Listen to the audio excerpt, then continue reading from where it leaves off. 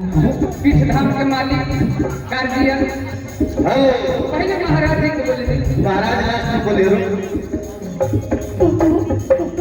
बाबूजी के तारे तारे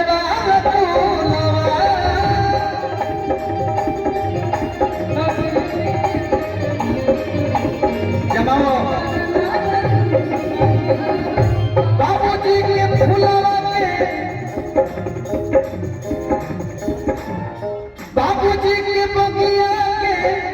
फुलवा बेटिए हो अरे वाला फुलवा बाबूजी के बगिया के फुलवा बेटिए हो तारे वाला तोहरा के हुता तोहरा के हुता के तकलीफ हो खेला तोहरा के होता के तकलीफ हो गया